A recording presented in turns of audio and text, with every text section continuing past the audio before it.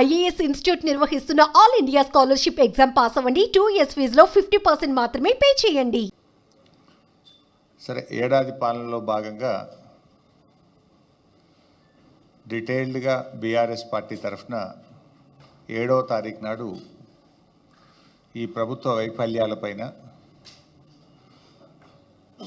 Chargesheet వేస్తాం.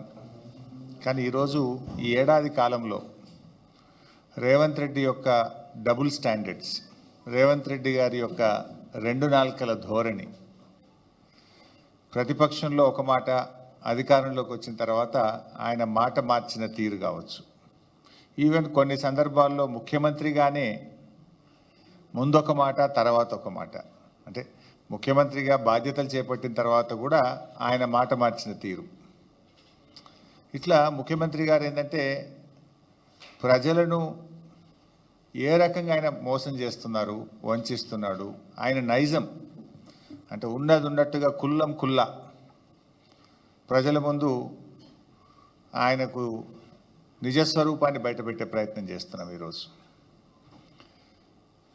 మనం జనరల్గా 2 తలకాయల పాము గురించి అందరం విని ఉంటాం కదా. 2 తలకాయల పామును చూసి మనం చాలా భయపడతాం, కానీ పాపం అది ఏమనది.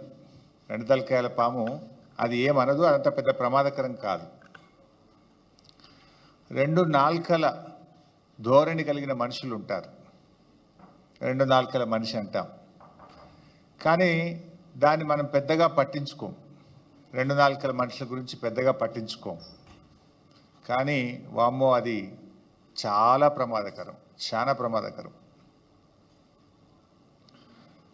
అయితే ఈ 2 నాల్కల వైఖరికి ఎవరు నిదర్శనమని రాష్ట్రంలో ఎవరిని అడిగినా కూడా స్పష్టంగా నిస్సందేహంగా చెప్తారు ఆయన ఎవరు అంటే రేవంత్ రెడ్డి, మన రాష్ట్ర ముఖ్యమంత్రి. డబుల్ ఎడ్జ్డ్ నైఫ్తోనైనా కొంత జాగ్రత్తగా ఉండొచ్చు, కానీ డబుల్ టంగ్ లీడర్లతో చాలా డేంజర్, సమాజానికి చాలా నష్టం వాళ్ళతో. డబుల్ స్టాండర్డ్స్ అంటే ఒక విషయం పైన నిన్నొక మాట మాట్లాడడం, ఈరోజు ఒక మాట మాట్లాడడం, రేపు ఒక మాట మాట్లాడడం, ఇది డబుల్ స్టాండర్డ్స్. నిన్నొక మాట, నేడొక మాట, రేపు ఒక మాట. ఇందులో రేవంత్ రెడ్డి గారు పిహెచ్డి చేసిండు, మాట మార్చడంలో, పూటకో మాట మాట్లాడడంలో పిహెచ్డి చేసిండు రేవంత్ రెడ్డి గారు.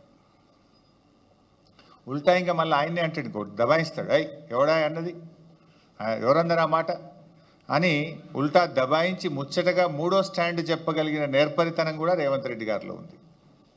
ఇవన్నీ నేను ఉత్తగా మాటలు చెప్తలేను, మీకు అన్నీ ఆయన నిజస్వరూపమే బయట పెడతా. వాటం తీరు మాట మార్చడం, పూటకో పార్టీ మార్చడం కూడా రేవంత్ రెడ్డికి వెన్నతో పెట్టిన విద్య. ఒక పార్టీలో ఉంటూ మరో పార్టీ అగ్రనాయకులను రాక్షసులు అంటాడు, మళ్ళీ అదే పార్టీలో చేరి దేవతలు అంటాడు. రాక్షసులు అన్న నోటితోనే దేవతలని కూడా పొగుడతాడు. సిగ్గు ఎగ్గు కానీ సంకోచం వ్యాకోచం ఏమీ లేకుండా 2 తీర్లు కూడా కంఫర్టబుల్గా నిస్సిగ్గుగా మాట్లాడే తత్వం రేవంత్ రెడ్డిది. సో ఏడాది పాలన పూర్తయిన సందర్భంగా ఈ ఘనత వహించిన మన రాష్ట్ర ముఖ్యమంత్రి రేవంత్ రెడ్డి గారి డబుల్ స్టాండర్డ్స్కు సంబంధించిన కొన్ని విషయాలను శాంపుల్గా మీకు చూపిస్తాను. చూపించాలంటే ఇంకా చాలా ఉన్నాయి.